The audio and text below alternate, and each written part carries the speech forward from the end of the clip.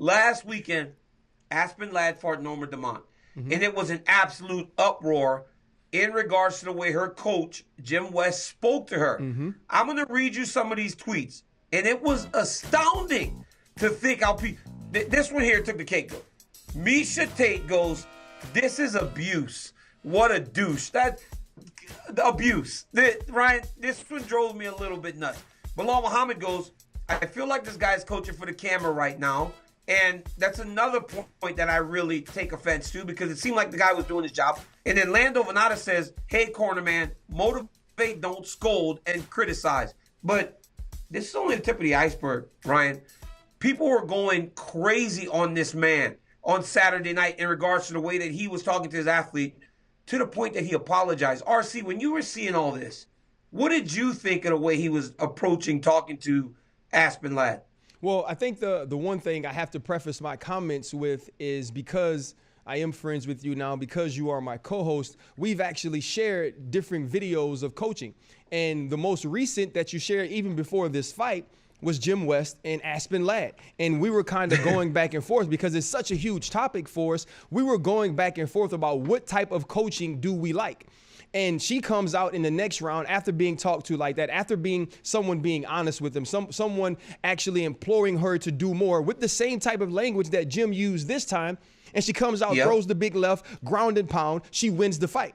And so I was like, yeah, that's the type of coach I want. That's the type of dude I want in my corner. And so now we fast forward to this, and we're kind of getting the same things. One, we're getting brutal honesty about where we are in the fight, where Aspen Ladd was in the fight. And also you have the way that he's speaking. Now, I played for a guy named Greg Williams. Greg Williams would dog cuss you, call you every name but a man of God, right? When he was trying to coach you. But then when you'd go into his office, he'd cross his legs like a scholar and speak to you very calmly, very respectfully. But that was the way he coached.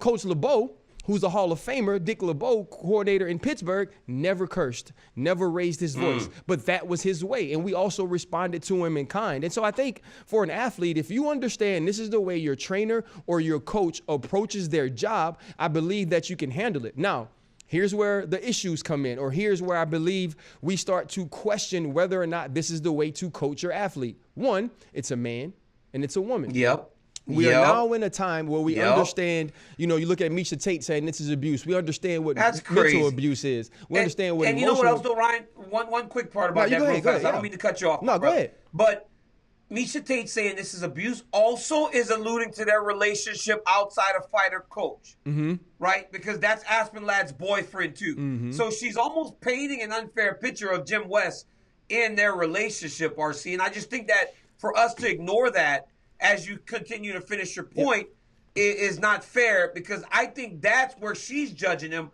opposed to just fighter-athlete, when in that situation it is fighter athlete. No, but you're absolutely right. No, that was the point I was about to get to, though, DC. Okay, sorry. For people, no, you're right. For people in the UFC world or the MMA world, they view it through that prism, right? Because me watching on the outside, if I don't hear commentators say it or analysts say it, I don't know their relationship. I'm just looking at it as coach, athlete, right? The same thing with Lauren Murphy when she's fighting against Shevchenko. I'm looking at it as coach, athlete. And now you get the side, or you get to realize that there's more depth and more layers to that relationship. So even for you, DC, should he coach differently because of their relationship, or should he be perceived differently because of their relationship? Oh my God, Ryan, this is one of the topics that I want to touch on so badly, because the reality is this. In that moment, the outside relationship is out the window.